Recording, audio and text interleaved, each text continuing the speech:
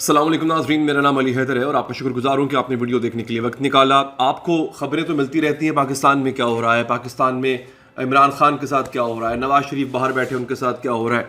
International खबरों में बहुत कम बात होती है, लेकिन चूँकि इस वक्त इतना कुछ हो चुका है इंटरनेशनली और उसका ताल्लुक कहीं ना कहीं हमसे भी मिलता है। आप ये देखेंगे भारत जो है वो कनाडा से लड़ पड़ा, बल्कि कनाडा भारत से लड़ पड़ा है।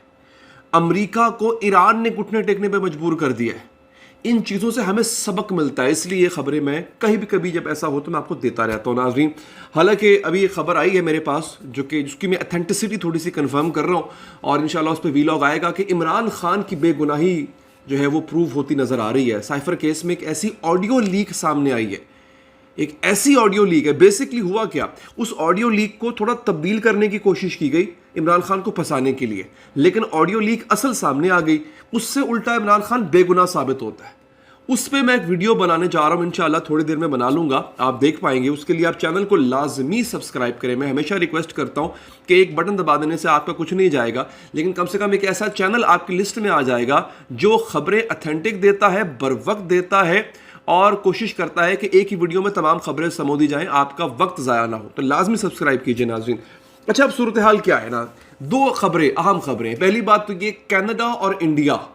हम सोच भी नहीं सकते थे कि ऐसा मुल्क यानी कनाडा, जहाँ पे इंडियंस की बहुत बड़ी तादाद है, बहुत बड़ी तादाद है इंडियंस की वहाँ पे रहती है, वो आपस में लड़ पड़ेंगे। और ऐसा भी नहीं कि ये कोई लोगों की सतह पे, प्राइम मिनिस्टर लेवल पे लड़ाई हो रही है। बड़ा सख्त बयान दिया है कनाडा के प्राइम मिनिस्टर ने भारत के खिलाफ, मोदी के खिलाफ। इसके साथ साथ ईरान ने जो किया है कमाल कर दिया है। देखिए, एक ऐसा मुल्क जो कि पाबंदियों का शिकार है, एक ऐसा मुल्क जिसके साथ ज़्यादती भी हो रही है, गुर्बत है वहाँ पे इन पाबंदियों की वजह से। अमेरिका को घुटने टेकने पे न सिर्फ मजबूर किया, बल्कि अपने अरबों डॉलर इंडिया से निकलवा भी लिए उस मुल्क ने। कैसे, ये भी एक बड़ी मज़े की दास्तान है, आपको सब बताता हूँ। दोस्तों, सबसे पहले हम आगाज़ करते हैं ये जो कुछ हुआ है इंडिया और उसके साथ, कनाडा के साथ। अच्छा, अब होता क्या है, हरदीप सिंह निज्जर, ये बेसिकली एक इंडिया का एक शहरी है जो कि सिख है और ये कनाडा में मुकीम था। अच्छा, आपको पता है कि इंडिया में और इंडिया से बाहर खालिस्तान मूवमेंट चल रही है। खालिस्तान पंजाब का वो सारे का सारा इलाका जो सिखों के कंट्रोल में है, वो चाहते हैं इसको एक अलग मुल्क, एक अलग रियासत तस्लीम किया जाए जिसका नाम है खालिस्तान। ठीक हो गया जी। ये निज्जर जो है, हरदीप सिंह निज्जर, ये कनाडा का शहरी था, कनाडा में मुकीम था और कनाडा में रहते हुए ये बंदा खालिस्तान मूवमेंट चला रहा था। ये इसको मार दिया गया, इसको कत्ल किया गया। गाड़ी में मौजूद था, इसको गोली से छलनी कर दिया गया कनाडा के शहर के अंदर। ब्रिटिश कोलंबिया ये रियासत है कनाडा की, वहाँ पे। अच्छा, अब खबर फैल गई। जब खबर फैल गई तो इन्वेस्टिगेशन शुरू हो गई। इन्वेस्टिगेशन में पता ये चला कि भारतीय रॉ एजेंट के हाथों इसको कत्ल किया गया है और बाकायदा कनाडा के प्राइम मिनिस्टर ने आके खुद प्रेस कॉन्फ्रेंस करते हुए इस बात का ऐलान किया।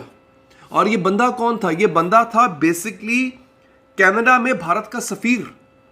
जो कनाडा में भारत का सफीर था, वही दरअसल एक रॉ का एजेंट भी था। और अक्सर ऐसा तरीका ये इस्तेमाल करते हैं। पहले तो जासूसों को बॉर्डर पार करवा के भेजा जाता था, अब सफीर की सूरत में जासूस भेज दिया जाता है। ये होता है। इसको हुआ ये कि इसको निकाल दिया, कनाडा की गवर्नमेंट ने इसको निकाल दिया है, पर्सोना नॉन ग्रेटा करके इसको निकाल दिया उन्होंने। और अब बाकायदा तौर पे बड़ा सख्त बयान दिया है जस्टिन ट्रूडो ने। ये मेरे सामने बयान भी शामिल है नाज़रीन इस वक्त। और कनाडा की सरजमीन पर खालिस्तान के सिख रहनुमा के कत्ल पर वज़ीर आज़म ट्रूडो ने पार्लियामान में बयान दिया कि इस वाक़े में भारतीय मदाखलत के मुसद्दिक़ का सबूत है। और उन्होंने ये मुद्दा G20 इजलास के दौरान नरेंद्र मोदी के सामने भी उठाया। और ये भी खबर है कि भारतीय वज़ीर आज़म नरेंद्र मोदी और जस्टिन ट्रूडो के दरमियान गर्मा गर्म बहस हुई। और जस्टिन ट्रूडो जो है वो वक्त से पहले वापस आ गए थे। तभी G20 समिट जो हुआ था, जिसमें सारे बाइडन, मोहम्मद बिन सलमान साहब आए हुए थे, कनाडा का प्राइम मिनिस्टर भी आया हुआ था। और उस वक्त हमें ये पता नहीं चला कि हुआ, क्योंकि नरेंद्र मोदी ने कनाडा के प्राइम मिनिस्टर को रिसीव नहीं किया था। अब बड़ी, जिसे कहते हैं ना कि बेदिली के साथ गुफ्तगू हुई थी। तो अब जाके पता चला कि उस इजलास के दौरान आपस में ये दोनों वज़राए आज़म की बड़ी गर्मा गर्म बहस हुई थी। उसने कहा कि यार तुम्हारा दिमाग ठीक है, बंदे भेज के तुम वहाँ पे लोग मरवा रहे हो, मेरा कैनेडियन शहरी है वो, तुम्हारी जुर्रत कैसे हुई? अब बाकायदा इन्होंने बयान दे दिया जस्टिन ट्रूडो ने, और बयान देने के बाद उन्होंने इनके सफ़ीर को, इंडिया के सफ़ीर को निकाल दिया। अभी अभी खबर आई है कि इंडिया ने भी कनाडा के सफ़ीर को निकाल दिया है कि बाबा तू भी चल। बेसिकली एक बहुत ही सख्त किस्म की कोल्ड वॉर इन दोनों ममालिक में चल पड़ी है। ये बड़ी सख्त कोल्ड वॉर है जो दोनों ममालिक में चल रही है। देखें इसका क्या निकलता है, इसका हल क्या निकलता है। अब आते हैं ईरान की तरफ।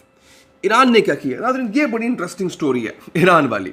दोस्तों होता ये है, बेसिकली कतर की जो सालसी है वो काम आई।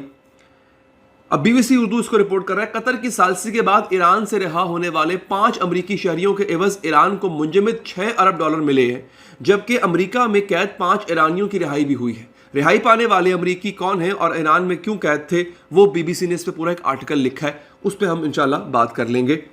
हुआ ये दोस्तों कि ईरान, जब इनकलाब ईरान आया उसके बाद क्या हुआ था कि जितने भी बाहर असासे थे या बाहर के बैंकों में ईरान के पैसे पड़े हुए थे वो मुंजमद हो गए, फ्रीज हो गए।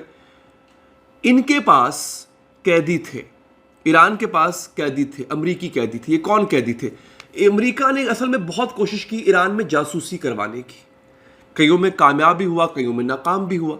अब इन्होंने ईरान ने जासूस पकड़े हुए थे अमरीका के, अब पकड़ के कैद किए हुए थे और सही वक्त का इंतज़ार कर रहे थे। फांसी फूसी नहीं लगाई उन्होंने, हालांकि मौत की सज़ा होती है लेकिन उन्होंने नहीं लगाई। उन्होंने कहा नहीं, इसको काम में लेके आएंगे। कतर बीच में पड़ा और बीच में पड़ने के बाद जो है वो क्या हुआ कि सालसी हुई। उन्होंने कहा अच्छा आपको बंदे चाहिए, उनके बंदे चाहिए। अब देखिए होता क्या है, अमेरिका को बंदे क्यों चाहिए होते हैं? जब अमेरिका ऐसे बंदों को लेकर आता है ना नाज़रीन, उसका फ़ायदा ये होता है कि पॉलिटिकल माइलेज मिलता है। यानी बाइडन को एक जीत मिल जाती है कि देखो यार इतने सालों से कैद लोगों को मैं छुड़वा के ले आया, उसके एवज पल्ले से कुछ नहीं देना पड़ा। ईरान के अपने ही पैसे थे जो हमने फ्रीज करके रखे हुए थे, उनको अनफ्रीज कर दिया उसने। तो ईरान ने क्या किया, अपने 6 इस मौके पे जब उसको इतनी ज़रूरत है, अपने $6 अरब भी निकलवा लिए, अपने 5 बंदे जो अमेरिका में कैद थे वो भी रिहा करवा लिए, और साथ साथ अमेरिका के 6 बंदे जो थे कैद कर दे दी, उनको इतने साल रख के सज़ा भी दे दी। अब उसका अचार डालना था ईरान ने, वो भी वापस। हमारे लिए क्या सबक है? अब ये दोनों वाक़यात ने हमारे लिए क्या सबक है? ईरान के वाक़या में क्या सबक है? हमने अभिनंदन ऐसे वापस किया, यकीन करें जैसे वो 7 वाले घर में बच्चे क्रिकेट खेल रहे हो, उनका बॉल वापस आ जाए तो उठा के वापस कर देते हैं। भाई हमारे पास एक ऐसा बंदा आया था जो हम पे हमला कर रहा था। ऐसे ही है ना, पाकिस्तान की सरजमीन पे हमले, जैसे 9 मई के लोगों को हम नहीं छोड़ रहे कि उन्होंने हमारे हसास इदारों के इमारतों पे हमला किया, नहीं छोड़ रहे ना उनको। हम अभिनंदन कैसे छोड़ दिया हमने? तो कुछ लेके छोड़ते, कुछ दे के छोड़ते। यासीन मलिक को ही आज़ाद करवा लेते, उसके बदले छोड़ दिया हमने। रेमंड डेविस छोड़ दिया। अमेरिका से कम आफिया सिद्दीकी ले लेते। ये होता है जिंदा कौमों की निशानी, जो जिंदा कौमें होती हैं। आप जो मर्जी कह लें ईरानियों को, ठीक है, आप ये कह लें जनाब के वो अजीब अक्खड़ से ज़िद्दी से लोग हैं, इतना अरसा हो गया अमेरिका से पंगा डाल के बैठे हुए हैं, लेकिन यार उन्होंने नहीं छोड़े ना बंदे। पाबंदियां बर्दाश्त कर ली, सब बर्दाश्त कर लिया, नहीं छोड़े, बिल आखिर अपने पैसे भी निकलवाए, अपने बंदे भी निकलवाए। ये होता है गैरत से जीने का फ़ायदा। और जो बेगैरत हो जाए फिर उनका हाल ये होता है, हम वो 100 प्याज भी खाते हैं, 100 जूते भी खाते हैं। हमने कैसे रेमंड डेविस दिया। अब फिर अब आप अगली बात देखें, उन्होंने उनकी सरजमीन पे बंदा मरा, अगर उन्होंने सफ़ीर को निकाल के बाहर फेंक दिया। हमारी सरजमीन पे अफगानिस्तान की सरजमीन इस्तेमाल होती है पाकिस्तान में दहशतगर्दी फैलाने के लिए, भारत की पाकिस्तान में। हमने क्या एक्शन लिया? अब तक हमने कोई एक्शन नहीं लिया। अफगानिस्तान को अभी तक हम 2 टोक जवाब नहीं दे सके कि बाज आ जाओ, अपने बाप को आंखें दिखा रहे हो तुम, हमने पाला तुम्हें। वो वहां से बैठ के बयान देते हैं और हम खामोश। ये 2 सबक मिलते हैं हमें, इसलिए मैंने ये इंटरनेशनल स्टोरीज की थी नाजरीन। इंशाल्लाह आपको इमरान खान के हवाले से भी एक अहम स्टोरी मैं जो है वो देने जा रहा हूँ, अगले चंद घंटों में वो पब्लिश हो जाएगी। आप लोग अपना बहुत ख्याल रखिए। अल्लाह ने के बाद।